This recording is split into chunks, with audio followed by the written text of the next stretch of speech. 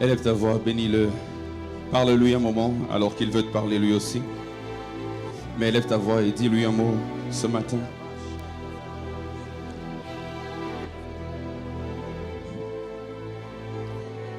Est-ce que tu peux le faire en 1 minute? Élève ta voix et dis-lui un mot. Peu importe dans quelle direction tu veux lui parler, parle-lui selon que ton cœur te le demande. Parle-lui selon que ton cœur te le demande. Si tu veux adorer, adore. Si tu veux demander, demande. Si tu veux intercéder, fais-le. Mais parle-lui selon que ton cœur te le demande en ce dimanche matin, avant que tu n'écoutes sa parole, qui sera certainement une réponse à ton adoration, une réponse à ton intercession, une réponse à ta prière, une réponse à ta demande.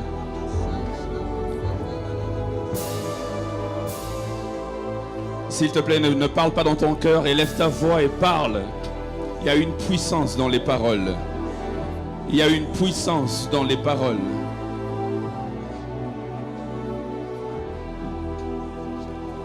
Il y a une puissance dans les paroles.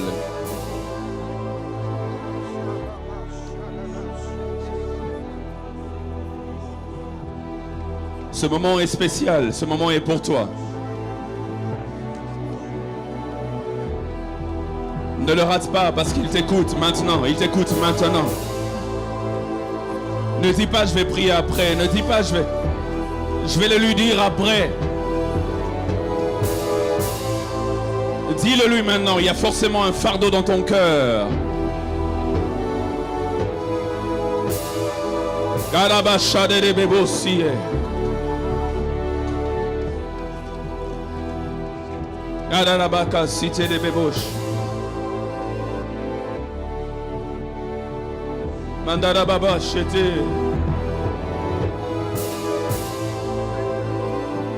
En ce jour, tu es entré à Jérusalem, monté sur le petit d'un âne. En ce jour, une délivrance s'était opérée. Un ânon qui était attaché a reçu sa délivrance parce que le maître en avait besoin. Père, je prie en ce dimanche matin qu'une délivrance s'opère dans la vie de quelqu'un. Délivrance de l'esprit, de l'âme, délivrance du corps. Je prie dans le nom de Jésus-Christ que quelqu'un soit émotionnellement délivré aujourd'hui.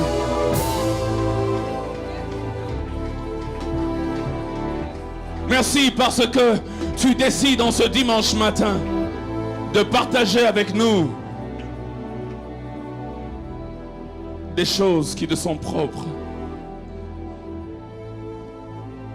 Le Maître en a besoin. Nous voici disposés, assoiffés. Demandons ton onction au Seigneur. Le Maître en a besoin. L'Esprit de Dieu me dit de dire à quelqu'un ce matin, le Maître en a besoin. Répands ta grâce sur nous. Répands ta grâce sur nous. Tu as dit ce jour-là, si eux se taisent, même les pierres crieront.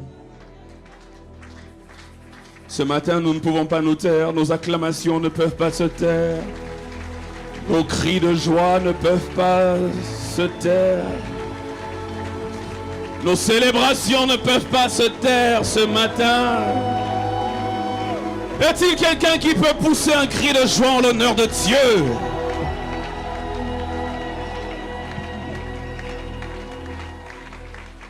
Et ce jour-là, quand tu es entré, tu as parlé à Jérusalem.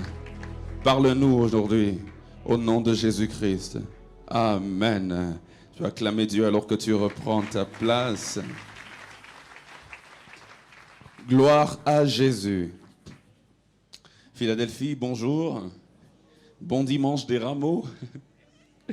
Dans la liturgie de l'Église aujourd'hui, c'est supposément le jour où Jésus est entré à Jérusalem. Ne vous inquiétez pas, je ne vais pas parler des rameaux ni de l'entrée de Jésus à Jérusalem.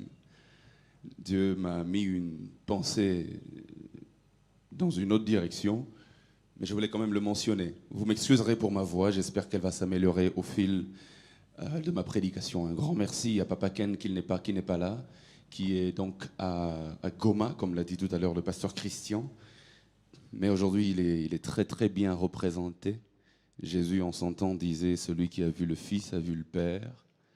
Je pense que ce dimanche matin, on peut dire que celui qui a vu l'épouse a vu l'époux.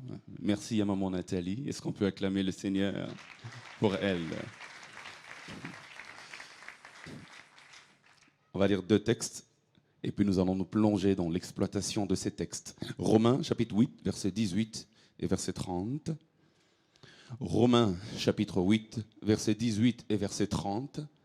Et pour ceux qui écrivent, le deuxième texte que nous allons lire, c'est dans Genèse, chapitre 18, verset 1 à 15. Et ce sera ça, mon texte de base.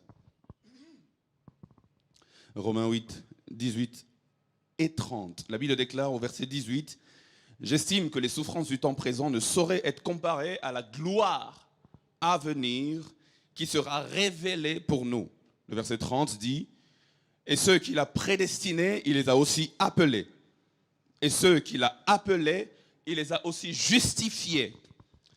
Et ceux qu'il a justifiés, il les a aussi glorifiés. » Genèse, chapitre 18, versets 1 à 15. Nous allons y rester un long moment. Et c'est même de là qu'est tiré mon thème en ce dimanche matin. Il est possible qu'à la fin de la lecture, j'oublie de donner le thème, alors je préfère le donner maintenant. Le Dieu qui étonne. Le Dieu qui étonne. Je suis convaincu que Dieu va étonner quelqu'un très bientôt, très bientôt. Genèse 18, 1 à 15, il est écrit, « L'Éternel lui apparut parmi les chênes de Mamré, comme il était assis à l'entrée de sa tente pendant la chaleur du jour. Il leva les yeux et regarda, et voici 3 hommes étaient debout près de lui. Quand il les vit, il courut au-devant d'eux, depuis l'entrée de sa tente, et se prosterna en terre. Et il dit, « Seigneur, si j'ai trouvé grâce à tes yeux, ne passe point, je te prie, loin de ton serviteur. Permettez qu'on apporte un peu d'eau pour vous laver les pieds. Et reposez-vous sous cet arbre, sous cet arbre. J'irai prendre un morceau de pain pour fortifier votre cœur. Après quoi vous continuerez votre route, car c'est pour cela que vous passez près de votre serviteur. » Ils répondirent, « Fais comme tu l'as dit. » Abraham alla promptement dans sa tente vers Sarah et il dit, « Vite, 3 mesures de fleurs de farine, pétris et fais des gâteaux. » Et Abraham courut à son troupeau, prit un veau tendre et bon et le donna à un serviteur qui se hâta de la prêter. D'autres versions disent, il le donna à un jeune garçon et il semble que c'était Ismaël. Il prit encore de la crème et du lait avec le veau qu'on avait apprêté et il les mit devant eux. Il se tint lui-même à leur côté, sous l'arbre, et ils mangèrent. Alors ils lui dirent, « Où est Sarah, ta femme ?» Il répondit, « Elle est là, dans la tente. » L'un d'entre eux dit, « Je reviendrai vers toi à cette même époque. Et voici Sarah, ta femme, aura un fils. » Sarah écoutait à l'entrée de la tente qui était derrière lui. Abraham et Sarah étaient vieux, avancés en âge. Et Sarah ne pouvait plus espérer avoir des enfants. Elle rit en elle-même en disant, « Maintenant que je suis vieille, aurais-je encore des désirs? Mon Seigneur aussi est vieux. » L'Éternel dit à Abraham, « Pourquoi donc Sarah a-t-elle ri en disant, « Est-ce que vraiment j'aurai un enfant, moi qui suis vieille ?» Et c'est cela mon thème. Y a-t-il rien qui soit étonnant de la part de l'Éternel? Philadelphie, ce matin, Dieu nous pose la question, y a-t-il rien qui soit étonnant de la part de l'Éternel? Au temps fixé, je reviendrai vers toi. À cette même époque, et Sarah aura un fils. Sarah mentit en disant, je n'ai pas ri car elle eut peur. Mais le Seigneur lui dit, au contraire, tu as ri. Est-ce qu'on peut acclamer la parole de Dieu?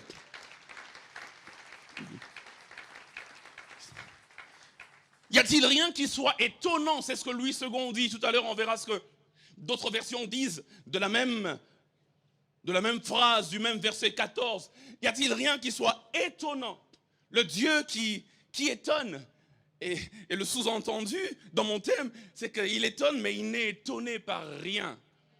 Il nous étonne, nous, mais rien ne l'étonne, lui.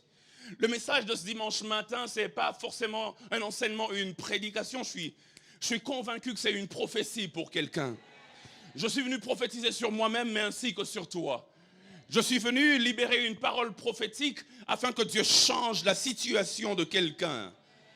Lorsque je le préparais hier dans la nuit, il m'a dit ne va pas seulement le prêcher, mais va le prophétiser. Et j'ai prié Dieu que de plus en plus, lorsque je me tiens devant son peuple, que je ne sois pas seulement un discoureur, quelqu'un qui donne des enseignements, mais que je sois comme un prophète qui dit des choses qui vont arriver. Et cette prophétie qu'il donne à Abraham, c'est « Je reviendrai vers toi à cette même époque et Sarah, ta femme, aura un fils. » Laissez-moi le dire à quelqu'un avant d'aller plus loin. Dieu va bientôt revenir vers toi et la chose que tu attends, il va te l'accorder. Ce message en même temps vise deux catégories de personnes. Il est pour ceux qui sont premièrement fatigués d'attendre, tellement fatigués d'attendre que le doute a commencé à s'installer. Parfois même un doute mélangé à de la moquerie à l'encontre de Dieu, de sa parole ou même de ses promesses. Le verset 12 montre que Sarah a douté. La Bible déclare, elle rit en elle-même en disant, maintenant que je suis vieille, aurais-je encore des désirs? Elle dit, et mon Seigneur est aussi vieux. Il dit, c'est impossible, je ne peux pas accéder à cette bénédiction que l'ange est en train de promettre. Mais le but de Dieu dans ce texte, avant même de donner l'enfant à Sarah, c'était de relever la foi de Sarah ainsi que la foi d'Abraham. Ce message est pour tous ceux qui ont commencé à douter d'une manière ou d'une autre. Pour tous ceux qui ont attendu longtemps, qui sont venus, qui ont été réguliers dans les programmes de prière, qui prient chaque jeudi, chaque matin, qui viennent écouter les enseignements chaque mercredi, et qui prient chaque dimanche et dans différents départements, mais rien ne bouge. La promesse même a été donnée, mais rien ne bouge. Je suis venu dire à quelqu'un, tu es proche de l'accomplissement. Dieu m'a dit de te le dire. Ce message, c'est aussi pour ceux qui ont placé une limitation à Dieu. Ils se disent, c'est vrai que Dieu peut faire, je n'en doute pas, mais pas jusque-là quand même. Je ne doute pas que Dieu puisse agir, mais pas jusqu'à ce niveau-là. Restons dans les limites du raisonnable. Dieu n'est pas limité par ce que nous, on appelle raisonnable. J'ai une parole pour nous. Il n'y a rien qui soit étonnant de la part de l'Éternel. Il n'y a rien qui soit étonnant de la part de l'Éternel. Louis II, le semeur dit, y a-t-il quoi que ce soit de trop extraordinaire pour l'Éternel? Parole de vie dit, est-ce qu'il y a quelque chose d'impossible pour le Seigneur? La Bible en français courant dit, y a-t-il quelque chose que le Seigneur soit incapable de réaliser? La version Martin dit, y a-t-il quelque chose qui soit difficile à l'Éternel? Et j'ai beaucoup aimé Darby qui dit, y a-t-il quelque chose qui soit trop difficile pour l'Éternel? Le mot hébreu qui a donné plusieurs possibilités d'interprétation, vous allez comprendre que Darby dit trop difficile, Martin dit difficile, français courant dit incapable, Parole de vie dit impossible, Semeur dit trop extraordinaire. Et Louis II dit étonnant. Le mot qui a donné donc toutes ces interprétations, c'est le mot hébreu pala. Et pala veut dire deux choses. Pala veut dire premièrement prodige.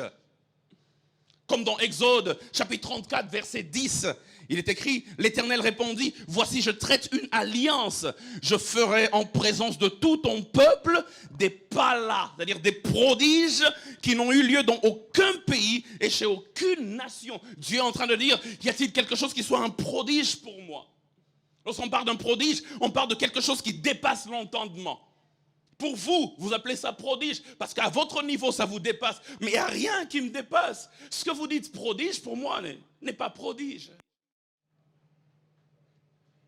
Et pala veut aussi dire merveilleux. Et c'est le mot qui a été traduit dans Ésaïe 9,5 par merveilleux selon les versions et admirable selon d'autres versions. L'idée derrière ce mot, c'est que Dieu fait des choses qui nous étonnent sans que lui-même ne soit étonné par ces choses parce qu'elles sont normales pour lui. J'aimerais dire à quelqu'un, ce que nous appelons surnaturel, c'est le naturel de Dieu. Ce que nous appelons extraordinaire, c'est l'ordinaire de Dieu. Ce que nous appelons compliqué, c'est simple pour Dieu. Ce que nous appelons difficile, c'est facile pour Dieu.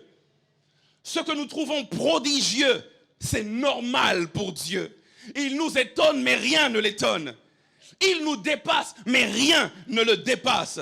J'aimerais dire à quelqu'un, le Dieu qui a séparé la mer et qui a fait traverser Israël à sec, il n'y a rien qui l'étonne. Je ne sais pas quel obstacle a été placé devant toi, mais j'aimerais te dire en ce dimanche matin, il est celui qui ouvre un chemin, même là où il n'y avait pas de chemin. Et ce que j'aime, c'est qu'Israël s'était retrouvé dans une situation d'impossibilité. Devant eux, il y avait la mer, mais ils ne pouvaient même pas rentrer en arrière, parce que derrière eux, il y avait les Égyptiens qui venaient justement pour les tuer. Devant eux, il y avait un obstacle. Derrière eux, il y avait aussi un obstacle. Alors qu'ils crient à l'Éternel, Dieu ouvre la mer. Et j'aime ce que Dieu a fait. Dieu a utilisé ce qu'il y avait devant eux afin d'engloutir ce qu'il y avait derrière eux. Je suis venu dire à quelqu'un, il va utiliser ton futur pour engloutir ton passé parce que rien n'est étonnant pour l'Éternel. Le Dieu qui a marché sur les eaux, qui dérangeait les disciples. Un jour, les disciples étaient dans une barque en train d'aller d'un point A vers un point B. Alors, sur leur parcours, les eaux ont commencé à les déranger. La Bible montre qu'ils avaient peur, ils craignaient pour leur vie. Jésus n'était pas là, mais après, ils ont vu Jésus en train de marcher sur les eaux calmement, comme pour leur dire, ce qui vous dérange est sous mes pieds, le Dieu qui étonne. Mais que rien n'étonne. J'aimerais dire à quelqu'un aujourd'hui, je ne sais pas ce qui te dérange, mais c'est sous ses pieds. Le Dieu qui a ressuscité Lazare après 4 jours, s'il vous plaît. Non pas après 1 jour, non pas après 2 jours, non pas après 3 jours, mais après 4 jours. Quelqu'un va me dire, mais à quoi ça rime? Oui, ça rime au fait que, selon les Juifs, l'âme de la personne reste aux environs de la personne pendant 3 jours après sa mort. Le premier jour, l'âme est encore là. Le deuxième jour, l'âme est encore en train de sillonner, attendant une occasion pour rentrer. Le troisième jour, l'âme est encore en train de sillonner, attendant peut-être une ouverture pour rentrer, mais à partir du 4e jour, l'âme s'envole encore plus loin. Et Jésus fait exprès, il ne vient pas le premier jour, il ne vient pas le 2e jour, il ne vient pas le 3e jour, mais il vient quand tu dis que c'est impossible, il vient quand tu dis qu'il n'y a plus d'espoir. Et là il dit, Lazare, sors, le Dieu qui étonne, mais que rien n'étonne. Philadelphie, en ce dimanche matin, il y a une énergie spirituelle qui a au-dedans de moi. Une autorité qui vient de Dieu pour dire, par sa parole, que la chose qui est devenue impossible, il va certainement le faire. Il va certainement le faire. Il va certainement le faire. Dans le Nouveau Testament, il y a 2 versets qui donnent écho à Genèse, chapitre 18, verset 14. 2 versets du Nouveau Testament donnent écho à ce verset que nous avons lu tout à l'heure. Le premier, c'est Matthieu, chapitre 19, verset 26. Et pour ceux qui écrivent, le deuxième, c'est Luc, chapitre 1, verset 37. Matthieu 19, 26, il est écrit, Jésus les regarda et leur dit, aux hommes, cela est impossible, mais à Dieu, tout est possible. Dans Luc, chapitre 1, verset 37, nous avons un même son de cloche. Il est écrit, l'ange dit à Marie, car rien n'est impossible à Dieu. J'aimerais alors que l'on rentre un tout petit peu dans ce texte. Oh my goodness. Ah, je sens que j'ai envie de prêcher en ce dimanche matin. Dans Genèse chapitre 18, versets 13 à 14, j'aimerais qu'on relise. Versets 13 et 14, il est écrit, l'Éternel dit à Abraham, pourquoi donc Sarah a-t-elle ri? On peut même commencer au verset 12. Elle rit en elle-même en disant, maintenant que je suis vieille, aurais-je encore des désirs? Mon Seigneur aussi est vieux. L'Éternel dit à Abraham, pourquoi donc Sarah a-t-elle ri en disant, est-ce que vraiment j'aurai un enfant, moi qui suis vieille? Y a-t-il rien qui soit étonnant de la part de l'Éternel? Au temps fixé, je reviendrai vers toi à cette même époque et Sarah aura un fils. Il y a 2 façons, 2 directions possibles à l'interprétation du verset qui dit y a-t-il rien qui soit étonnant de la part de l'Éternel? 2 directions possibles. Généralement, lorsque on lit ce verset et qu'on voit l'ange, ou du moins le Seigneur lui-même, dire à Abraham, y a-t-il rien qui soit, merci mon frère, y a-t-il rien qui soit étonnant de la part de l'Éternel? Généralement, on pense que l'ange, pourquoi je dis l'ange? Que le Seigneur, parce que les 3 hommes, c'était le Seigneur et 2 anges. Et c'est celui qui avait la plus grande autorité qui parlait, donc c'était le Seigneur lui-même. Le Seigneur est en train de dire au fait à Abraham, je peux tout faire. Pourquoi Sarah me limite? Généralement, c'est seulement dans cette direction-là qu'on part. En d'autres termes, est-ce étonnant que l'Éternel te donne un enfant, Sarah? Rien n'échappe à sa puissance. Et si l'on voit les choses dans cette direction, alors la phrase de l'Éternel est en train de traduire son omnipotence. Comme pour dire, je peux tout. Pourquoi tu t'étonnes que je donne un âge avancé? Ce n'est pas avancé pour moi. Je peux te donner un enfant. Je suis omnipotent. Mais il y a une deuxième direction possible à l'interprétation de cette phrase. Parce que dans le contexte, Sarah rit en elle-même. En d'autres termes, personne n'est censé écouter ce que Sarah a dit dans son cœur. La Bible déclare, elle rit en son cœur. Et elle dit dans son cœur. Ce n'était pas à voix haute. Elle dit, c'est impossible que j'ai un enfant, je suis vieille et mon mari est vieux. Et la Bible déclare, c'est là que l'Éternel entend ce qu'elle se disait dans son cœur. Écoutez, l'Éternel n'a pas attendu entendre une voix audible. L'Éternel a sondé le cœur de Sarah et a vu, pasteur Mehdi, ce qui se passait dans le cœur de Sarah. En d'autres termes, quand l'Éternel dit, y a-t-il rien qui soit étonnant, puisque Sarah était étonnée, comment il sait ce qui se passe dans mon cœur? Y a-t-il rien qui soit étonnant de la part de l'Éternel? Ça peut vouloir dire, est-ce étonnant que l'Éternel sache ce que tu te dis dans ton cœur? Parce que rien n'échappe à sa connaissance. Et si on prend cette direction, ça ne traduit pas l'omnipotence, mais l'omniscience de Dieu. Ce texte peut s'interpréter de deux façons différentes. Mais aujourd'hui, j'aimerais dire, peu importe la direction que tu veuilles prendre, Dieu sait tout et Dieu peut tout. Il n'y a rien qui soit étonnant de la part de l'Éternel. En lisant ce texte Philadelphie, 5 fois je me suis étonné. 5 fois. La première fois quand j'ai lu, je me dis, oh, est-ce possible?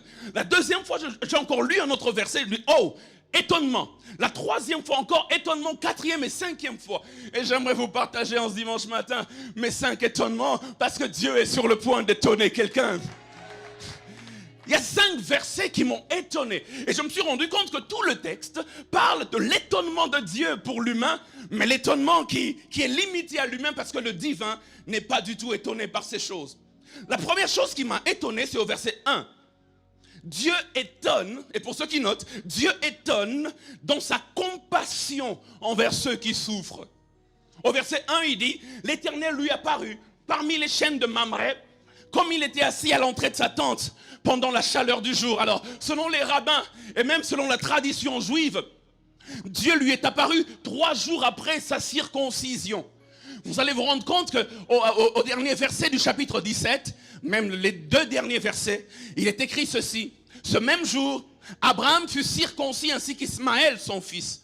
Et tous les gens de sa maison, nés dans sa maison ou à qui a pris d'argent des étrangers, furent circoncis avec lui. Il est circoncis. Et le prochain verset, c'est justement le verset 1 de 18. L'Éternel lui est apparu parmi les chênes de Mamré. Et selon les Juifs, il lui est apparu 3 jours après sa circoncision. D'où le fait qu'Abraham se tenait sous la chaleur du jour.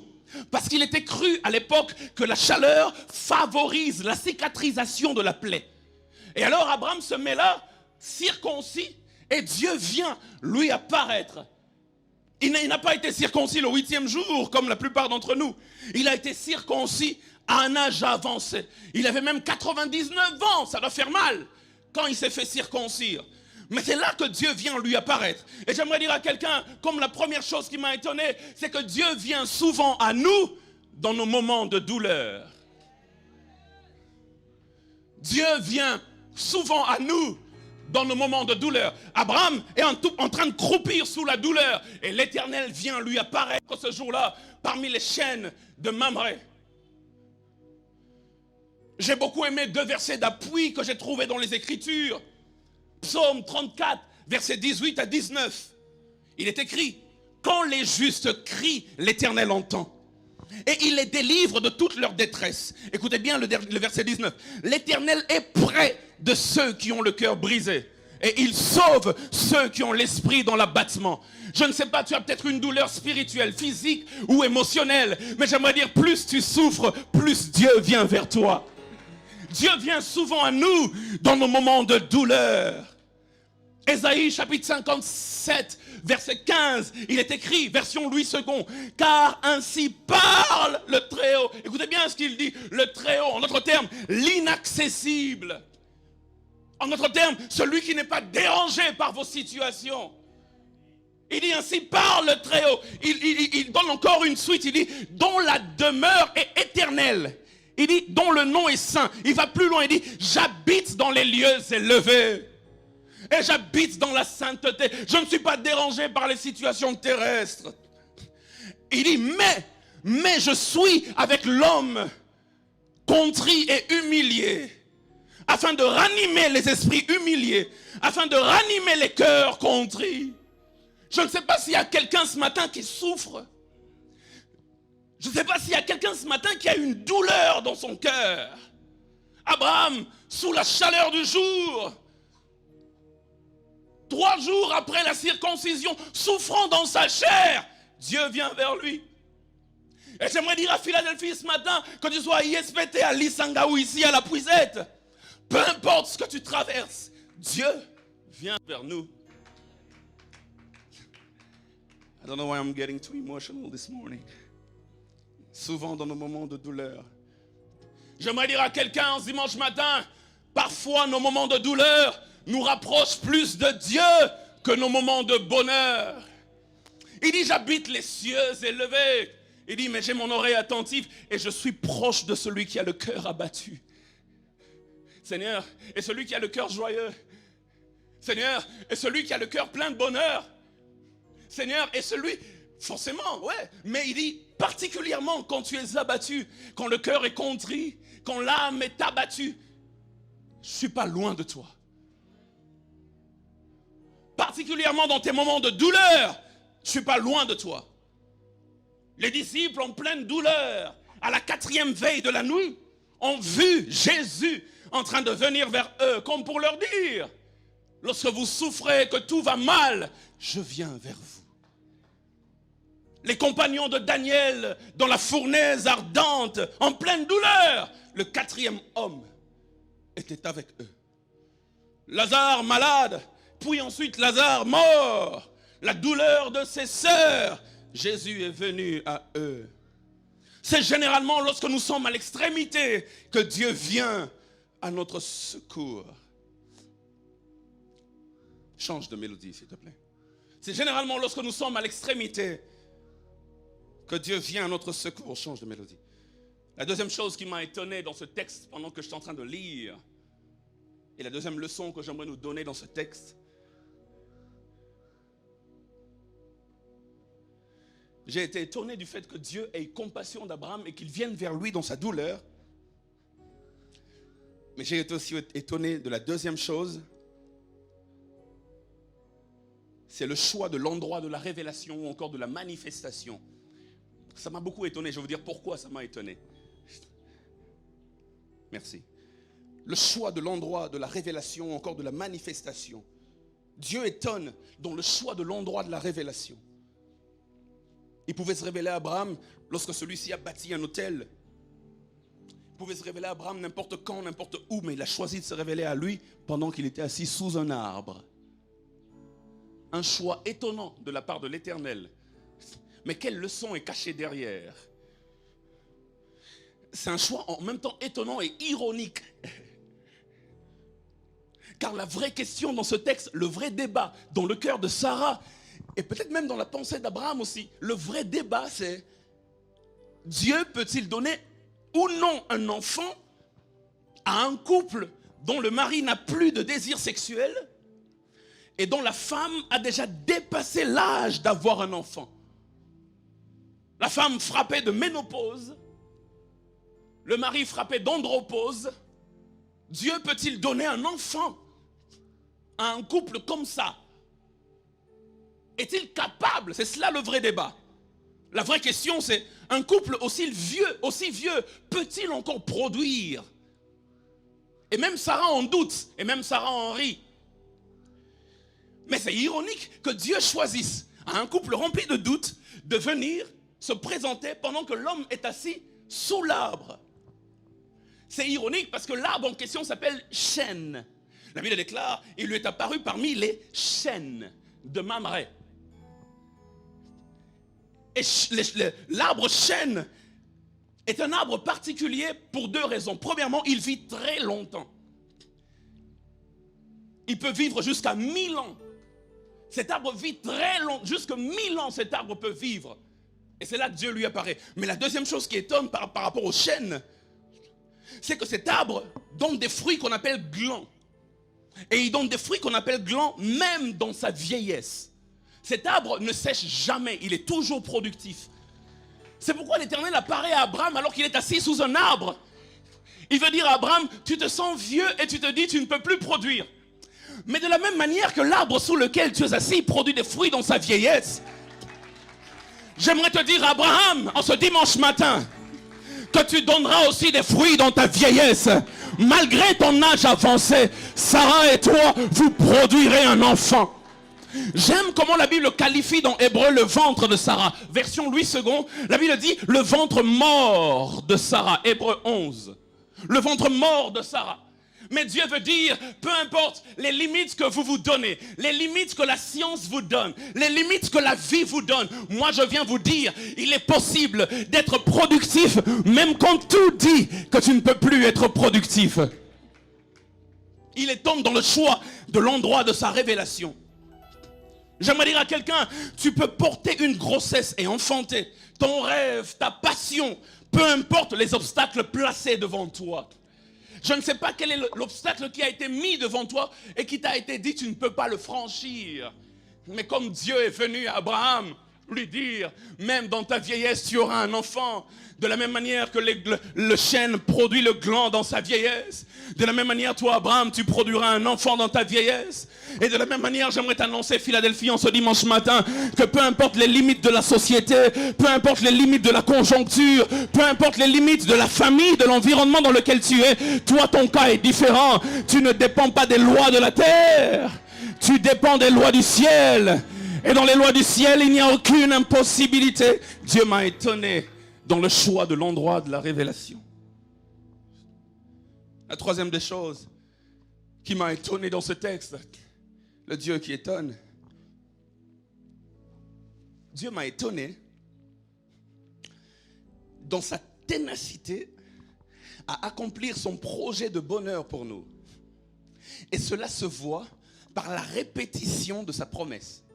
Écoutez, la promesse qu'il a faite à Abraham, dans Genèse chapitre 18, verset 10, il dit, je reviendrai vers toi à cette même époque, et voici Sarah, ta femme, aura un fils. Cette même promesse, il l'a faite d'abord dans Genèse 17, 21. Dans Genèse 17, 21, peu de jours avant la circoncision d'Abraham, il est écrit, j'établirai mon alliance avec Isaac, que Sarah t'enfantera à cette époque-ci de l'année prochaine. Abraham avait déjà entendu. Mais 3 jours après, moins d'une semaine après, Dieu revient à Abraham avec la même promesse. Seigneur, il y a 3 jours, tu m'as parlé. J'avais entendu, j'avais compris. Mais Dieu, il ne laisse même pas beaucoup de temps passer. Il revient encore. Et il dit, tu vois, j'avais dit l'année prochaine, Sarah aura un enfant, mais je vais te le redire. Et l'année prochaine, à la même époque, je reviendrai. Et Sarah aura un enfant. Et quand Dieu répète sa promesse, quand tu te rends compte que ça commence à trop se répéter, tu viens jeudi, pasteur Christian te donne la même prophétie. Tu viens mercredi, pasteur Amos libère la même parole. Tu reviens encore, pasteur Héros libère la même parole. Le pasteur Cass, pasteur Charlie ne te rate pas, même parole. Et papa lui-même vient encore, il libère la même parole. Peu de jours, mais répétition de la même promesse. Quand Dieu répète, ça veut dire généralement 3 choses. Premièrement, ça veut dire qu'il n'a pas oublié. J'aimerais dire à quelqu'un, il est possible que toi tu aies oublié cette promesse, mais lui il n'a pas oublié. J'aimerais vous dire la vérité, il m'arrive dans ma vie de vivre certains accomplissements en ayant oublié même les promesses.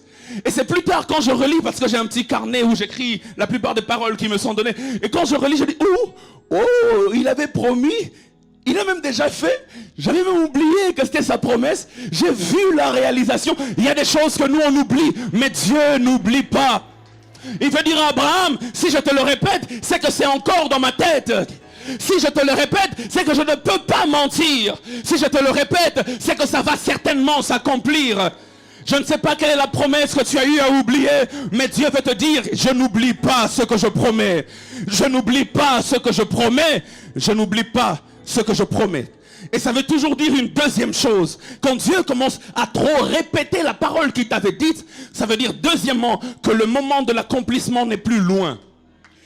Quand le moment de l'accomplissement arrive, Dieu devient too excited.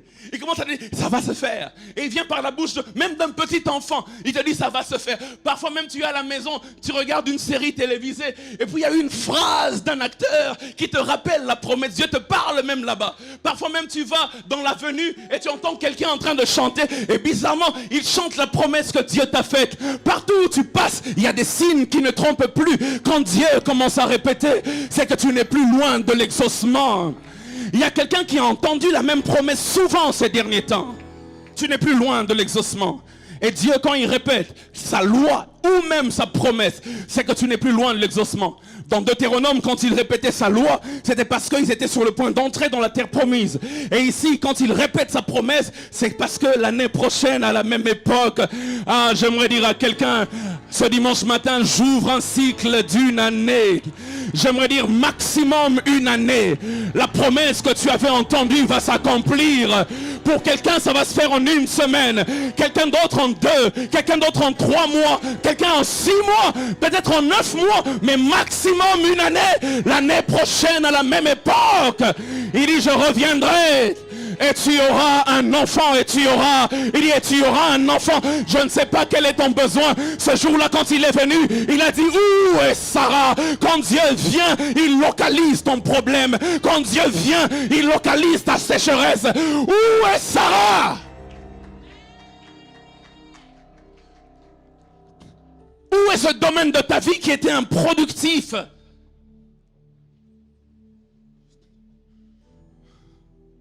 Et quand Dieu fait une promesse, quand il répète sa promesse, ça veut toujours dire une troisième chose.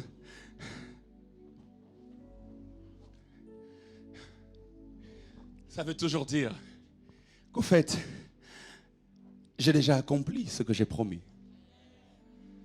Je l'ai déjà accompli. Je l'ai déjà accompli. J'ai déjà accompli ce que j'ai promis. C'est là que Romains chapitre 18 commence à m'intéresser parce que la Bible dit au verset 18, j'estime que les souffrances du temps présent ne sont rien comparées à la gloire qui va être manifestée. La gloire qui va venir. Pasteur a dit, la gloire qui va être manifestée. La gloire qui sera manifestée. Et donc j'ai comme l'impression que cette gloire, elle est future. Il le dit lui-même. Elle va être manifestée, elle est future. Mais au verset 30, il m'étonne de la manière dont il parle encore de cette même gloire, version Summer. Il dit, car ceux qu'il a justifiés, il les a aussi conduits à la gloire. Il les a conduits à la gloire. Et lorsqu'on dit, il les a conduits à la gloire, ce n'est pas un futur. Lorsqu'on dit, il les a conduits à la gloire, c'est un passé. C'est-à-dire, il les a déjà conduits à la gloire. Alors finalement, cette gloire est-elle future? Elle va être manifestée. Ou cette gloire est-elle passée? Il les a conduits à la gloire. C'est deux façons de voir, une façon humaine et une façon divine. Pour l'homme, ce que Dieu promet est futur, ça va arriver. Mais pour Dieu, ce qu'il promet est passé, car il l'a déjà accompli. J'aimerais dire à quelqu'un, je ne sais pas ce qu'il a promis, mais c'est déjà passé pour lui. Le problème, c'est que nous nous tenons comme là, et je vais peut-être, le futur, c'est peut-être maman Nathalie. Je vais peut-être vers elle. C'est là, vers là où elle est, c'est là qu'il y a l'accomplissement de la promesse. Et Dieu vient, il me prend pour m'emmener vers là. Et moi, je regarde cet accomplissement comme devant. Je m'avance vers elle. Mais Dieu n'a pas le même parcours que nous. Parce que Dieu, avant même de promettre, il est déjà là. Il a déjà accompli. Et il revient maintenant vers nous, qui sommes vers la chair, pour nous dire, je te bénirai. Mais ce que nous regardons comme ça, lui qui vient de là, le regarde comme ça en fait. Ce qui est un futur pour nous est un passé pour Dieu. Parce qu'il l'a déjà accompli. Ce que tu vois comme futur, pour lui, il dit, c'est déjà fait. Je l'ai déjà accompli. J'aimerais dire à quelqu'un en ce dimanche matin, ce qui est un futur pour toi est un passé pour Dieu. Ce qui est un futur pour toi est un passé pour Dieu. Quand Dieu dit, je te bénirai, au fait, dans son dictionnaire à lui, il t'a déjà béni. Quand Dieu dit, je t'amènerai vers là, dans sa grammaire à lui, il t'a déjà emmené vers là. Dieu ne promet pas ce qu'il fera, mais il promet ce qu'il a déjà fait. J'aimerais dire à Philadelphie, peu importe la promesse que tu entends, elle a déjà été accomplie. Et pasteur Mehdi, ce que j'aime avec le passé, c'est que on peut changer le futur, on peut orienter le futur, on peut prendre une direction qui nous emmène vers un futur. Mais le passé, ce qui est déjà fait, est déjà fait. Je ne peux pas changer ce qui s'est passé il y a 2 ans, je ne peux pas changer ce qui est passé il y a 5 ans, je ne peux pas changer ce qui s'est passé il y a 10 ans. C'est pourquoi mon futur ne peut pas être changé, parce que si le passé d'un homme ne peut pas être changé, alors mon futur, qui est le passé de Dieu, alors mon futur, qui est le passé de Dieu, ne peut pas être changé. J'aimerais dire, ce qu'il a promis arrivera, car on ne change pas le passé de Dieu.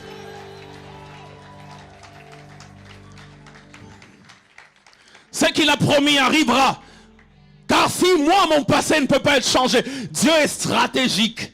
Il dit pour que ça bouge pas, pour que ça bouge pas. Il dit pour que ça bouge pas, je ferai de ton futur mon passé à moi. Et qui peut entrer dans le passé de Dieu et le changer? Regarde ton voisin, dis-lui ça bougera pas.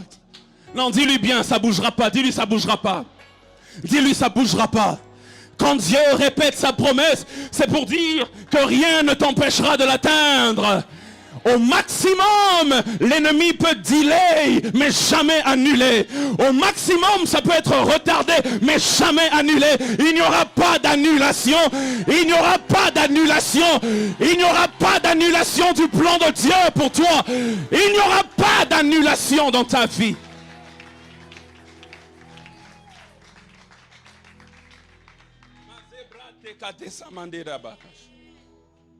Il me reste 5 minutes, je vais dire rapidement les 2 choses, ou peut-être l'une d'elles. J'essaierai au 2e culte d'aller jusqu'au 5e point. Le 4e étonnement, la 4e chose qui m'a étonné dans ce texte, la 4e chose qui m'a étonné, c'est que Dieu étonne, oh my God, Dieu étonne dans le souvenir qu'il garde de nos bienfaits. Oui. Dieu étonne dans le souvenir qu'il garde. Quelqu'un va dire, ici, dans ce texte, il n'y a vraiment pas de souvenir. Au contraire, c'est des prophéties pour l'avenir. Qui parle de souvenir veut dire que la chose est déjà passée. Mais ici, on annonce l'avenir. Comment tu dis qu'il étonne dans le souvenir? Il y a un souvenir, mais c'est seulement que ce n'est pas visible. Et nous allons voir comment Dieu a gardé ce souvenir. Et il garde le souvenir avec détail. Joël, détail. La Bible dit ceci. Verset 4. Abraham, écoutez ce que Abraham dit. Et ça, c'est une leçon particulièrement pour les parents. Abraham dit, permettez qu'on apporte un peu d'eau pour laver vos pieds et reposez-vous sous cet arbre. Verset 5, il dit, j'irai prendre un morceau de pain pour fortifier votre cœur. Après quoi, vous continuerez votre route. En fait, ici, Abraham est en train de dire à ses 3 passants, donc à Dieu et aux 2 anges, reposez-vous sous cet arbre. Il dit, reposez-vous. Il dit, je vais prendre 2 choses. Et il dit, 1, on va vous apporter de l'eau. N'oubliez pas qu'ils étaient sous la chaleur du jour, il faisait chaud. On va vous apporter de l'eau pour vous rafraîchir et même vous laver les pieds. Mais deuxièmement, ce que je vais faire, Abraham dit ce que je vais faire, deuxièmement, ce que j'irai moi-même prendre un peu de pain et je vous le donnerai. Abraham promet de donner 2 choses qui ne peuvent pas rater. Il dit 1, l'eau et 2, le pain. Et Dieu, qui se souvient des souvenirs, qui n'oublie pas les bienfaits, excusez-moi la tautologie, Dieu a enregistré cela dans sa mémoire. De telle sorte que lorsque, pas Abraham, mais les enfants d'Abraham se sont retrouvés dans la même situation que Dieu dans ce texte, c'est-à-dire sous la chaleur du jour. Parce qu'il faut dire que lorsqu'ils étaient dans le désert et qu'ils allaient vers la terre promise, il y avait une telle chaleur que c'était insupportable. Dieu pouvait refuser de tout leur donner, sauf deux choses. Premièrement, ils avaient toujours l'eau à leur disposition. Et deuxièmement, le pain ne manquait pas. Mais ce que j'aime en fait, c'est que Abraham n'a pas fait que ça. Il a pris l'eau, il a pris le pain, mais il a pris au-delà de ça. Il a pris de la viande et tout. C'est pourquoi Dieu a ajouté dans le désert même la caille, la viande qui est tombée du ciel. Mais encore plus grave, c'est que non seulement Dieu se souvient, mais il se souvient avec détail. La Bible déclare, Abraham dit, permettez qu'on vous apporte. Qui va apporter? Permettez qu'on vous apporte. Mais ça vient de ta maison.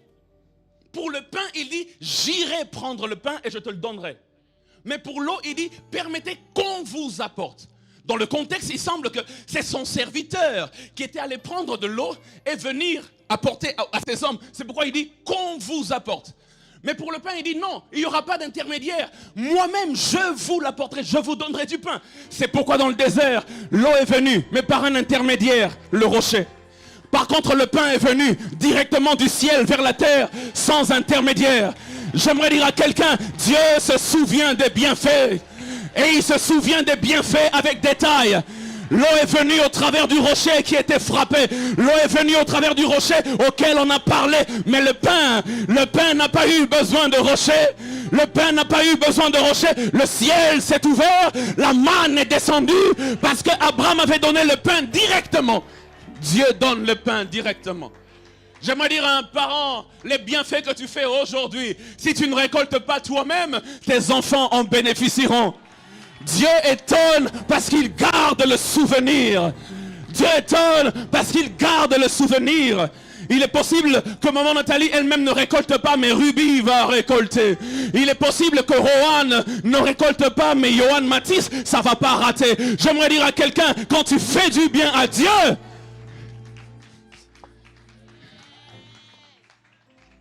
il ramène cela. Et quand il ramène cela dans des proportions inimaginables. Est-ce que je parle à quelqu'un ce dimanche matin? Je vais dire une dernière chose. Je demandais au pasteur Christian 2 minutes. Je vais dire une dernière chose. La 5e chose qui était le sujet de mon étonnement. Lorsque je lisais ce texte, Dieu a dit, je reviendrai vers toi l'année prochaine, à cette même époque, et Sarah aura un enfant. J'ai lu Genèse 21, 1 à 2, lorsque Sarah a eu un enfant. J'ai vu que Dieu a accompli sa promesse, oui, Sarah a eu un enfant. Mais il y a un détail que je n'ai pas vu, Pasteur Amos. Dieu n'a pas dit, l'année prochaine, à la même époque, Sarah aura un enfant. Ce n'est pas ce qu'il a dit. Dieu a dit, je reviendrai vers toi l'année prochaine, Sarah aura un enfant. J'ai vu Sarah avoir un enfant, mais je n'ai pas vu là où Dieu est revenu.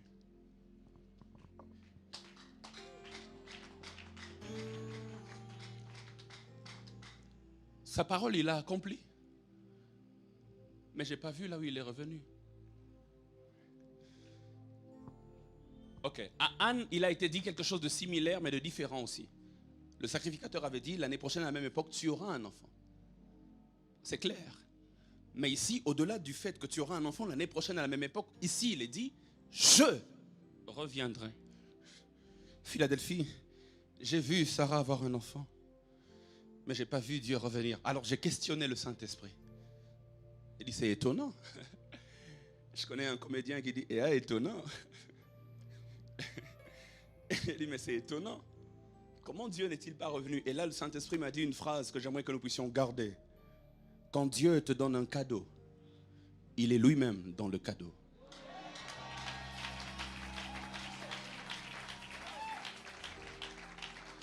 Il m'a dit une deuxième phrase. Il dit, Dieu ne donne jamais sans se donner lui-même.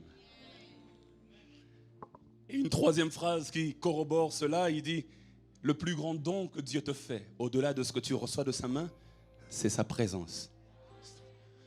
J'aimerais dire à quelqu'un, si le mariage que tu as vient de Dieu, Dieu est dedans. Quand Dieu te donne un cadeau, il est lui-même dedans. Si le travail que tu as vient de Dieu, Dieu est dedans. Parce que la première chose qu'il donne, c'est d'abord, il se donne, ensuite il donne ce qu'il avait promis. Tu n'as pas besoin de le voir physiquement, il est toujours dans le don qu'il te fait. Je ne sais pas ce que tu as reçu de Dieu ou ce que tu attends recevoir, mais j'aimerais dire, ça ne vient jamais sans que lui-même le donateur ne vienne. Et j'aimerais annoncer une bonne nouvelle pour quelqu'un, il vient à toi, il vient à toi. Il vient à toi peut-être sous la forme d'une présence physique, il vient à toi aussi sous la forme du don qu'il te donne, mais il ne te ratera pas. Il vient à toi. Quand Dieu te fait un cadeau, il est lui-même dans le cadeau. J'aimerais que tu inclines ta tête en prière en ce dimanche matin et que tu commences à bénir Dieu pour sa parole qui ne ment pas, pour sa parole qui est certaine. Et s'il est possible que tu te lèves, vas-y, lève-toi avec moi. S'il est possible, lève-toi avec moi, mets toutes tes notes de côté. Est-ce que Philadelphie ce matin peut commencer d'abord par acclamer le Seigneur qui a dit une parole et qui va l'accomplir?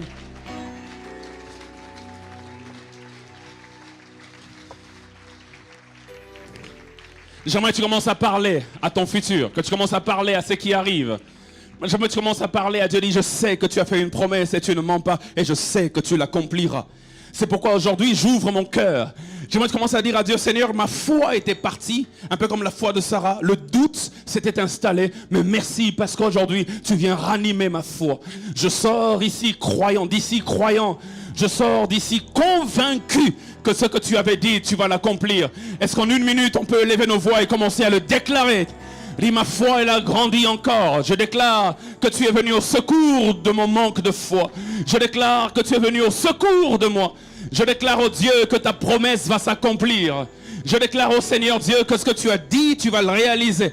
Est-ce que Philadelphie peut élever sa voix en une minute? Commencer à bénir Dieu qui étonne. Dis-lui, Seigneur, étonne-moi, étonne-moi.